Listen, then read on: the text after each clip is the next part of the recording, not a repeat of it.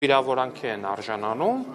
կոնկրետ ընդդիմադիր շրջանակների կողմից։ Հիմա խնդրում եմ ձեզ, հարգելի գործընկերներ, ինձ բացատրեք, ինչի է մի դեպքում նմանատիպ, նույնիսկ շատ ավելի մեղմ գործելակերպը ու խոսույթը անվանվում հակաեկեղեցական, իսկ այս դեպքում դա չի անվանվում հակաեկեղեցական շարժում։ Եթե այս ձևակերպումը տաք, ես կհասկանամ։ Օրինակ, որն է այդ չափորոշիչը, պարտադիր պետք է այդ եկեղեցականներից մեկի եղբայրը ըստ մամուլի առնչություն ունենա KGB-ի հետ, որպեսզի նրա նկատմամբ կոշտ խոսույթը անվանվի հակաեկեղեցական, թե չէ։ Այս ձևակերպումը իշխանությունն է սկսել։ Ինչ կապ ունի։ Չէ, նախ իշխանությունը չի սկսել, հազար ներողություն, բայց Արշակ Խաչատրյանի հետ եկեք ես չբնութագրեմ, թե ինչ տեսակի խոսույթը իշխանությունը չի սկսել։ Արշակ Խաչատրյանը, երբ որ դաշնակցության միտինգներին էր գնում, դաշնակցության ակցիաներին էր գնում, նրա բառապաշարը ես վստահ եմ դուք ինքներդ եք լսել։ Ու դրան նախորդած ոչ մի նմանատիպ դրան մոտիկ նույնիսկ խոսույթ դուք լսած չեք լինի ոչ իր նկատմամբ, ոչ Կտրիչ Ներսիսյանի նկատմամբ։ Բայց որևէ բան չի ասել։ Իր հանդեպ վերաբերում Չէ, կներեք, այն մարդիկ, թե Արշակ Խաչատրյանը, թե Վազգեն Գալստանյանը այժմ ազատազրկման մեջ գտնվող, բազմից նշել են, որ իրենք ինչ անում են Կտրիչ Ներսիսյանի օրհնությամբ, եւ հետեւաբար ձեր հարցի պատասխանը հենց այդտեղ է։ Պարոն Ալեքսանդր, դուք ասում եք հակաեկեղեցական չէ, տեսեք։ Չէ, ես չեմ ասում հակաեկեղեցականը, ես ասում եմ, եթե դա անվանվում է հակաեկեղեցական, ապա առնվազն իրեն հարգող, իր խոսքի արժեքը իմացող, իրեն adekvat համարող մարդը կասի նույնատիպ որակավորում կտա նաև ընդդիմության կողմից երկու թեմի առաջնորդներին գործող սրբազաններին տված նմանատիպ ավելի վատ, ավելի ծանր վիրավորանքներին ու մեղադրանքներին։ Ձեր արած ինչու է համարվում հակաեկեղեցական, որովհետև տեսեք քանի թեմերի հոգևոր սպասավորներն եք դուք կանոնավորել։ Շիրակ, Ինչի համար կներեք, այսինքն ներողություն,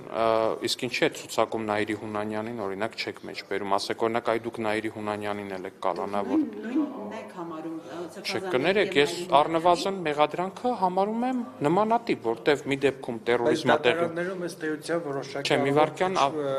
փլվում են այդ դատական Ընդհանրապես չեն փլվում, այլ հակառակը գնալով ամրապնդվում են այդ մեղադրանքները ու դառնում են ուղղակի անհերքելի։ Բացարձակապես անհերքելի են դառնում այդ մեղադրանքները ու իմ համար առնվազն որպես կողքից նայող ակնհայտ է, որ դրանք չփլվող մեղադրանքներ են, բայց վերադառնալով ձեր հարցին, այսինքն ըստ ձեզ ենթադրենք հիմա կամայական մեկը, ով ունի հոգևորականի կարգավիճակ, տերորիզմ իրականացնի, օրինակ մտնի ազգային ժողով ու գնդակահարի խմբակցություններից մեկին, նրան պետքա ձերբակալել, թե չէ։ Նրան ձերբակալ առնվազն դրան մոտիկ տերորիզմի մեջ մեղադրանք կա առաջադրված, որը ապացուցվում է, գերապացուցվում է բոլոր ձայնագրություններով եւ փաստական հիմքերով։ Պարոն Ալեքսանյան, ով իրավունք ունի կարգալույց անել քահանային։ Վերանանք ձեր նկատի ունեմ իշխանության վերաբերմունքը կաթողիկոսի անձի վերաբերյալ։ Ըստ էության եկեղեցական օրենքով կաթողիկոսը։ Չէ, կաթողիկոսը չի նախ, կոնկրետ եթե չեմ սխալվում, կա հանձնախումբ, կարող է ձևակերպումները բան տան, տենց, բայց սրան զուգահեռ կան նաև դեպքեր, երբ որ փաստի բերումով մարդը ավտոմատ համարվում է կարգալույց եղած։ Օրինակ եթե վաղը, կարգալույց եղած է,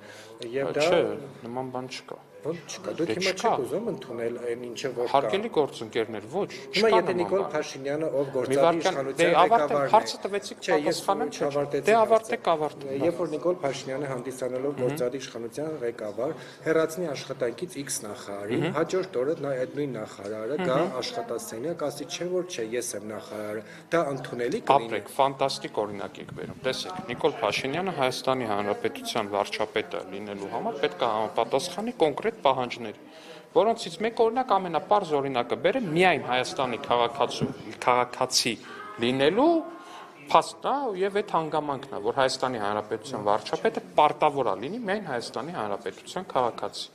Եթե վաղը պարզվի, որ օրինակ չգիտեմ, Նիկոլ Փաշինյանը, որ ես ազգային ժողովի падգամավոր Վահագն Ալեքսանյանս հանդիսանում եմ ոչ միայն Հայաստանի Հանրապետության քաղաքացի, այդ փաստի բերումով ես ավտոմատ կդադարեմ լինել падգամավոր, վարչապետը ավտոմատ կդադարի լինել վարչապետ։ Չէ, դրանք տարբեր բաների մասին ենք մենք խոսում։ Ես խոսում եմ նրա մասին, որ կա համապատասխան որոշում, ինչի հիման վրա տվյալ անձը Տեր Արամը այլևս Տեր Արամ չի, Ստեփան Ասատրյանը։ Ես ասում եմ կա համապատասխան փաստ, որի հիման վրա Գարեգին Բ-ն այլևս Գարեգին Բ չի։ Կտրիչ Ներսիսյանն է։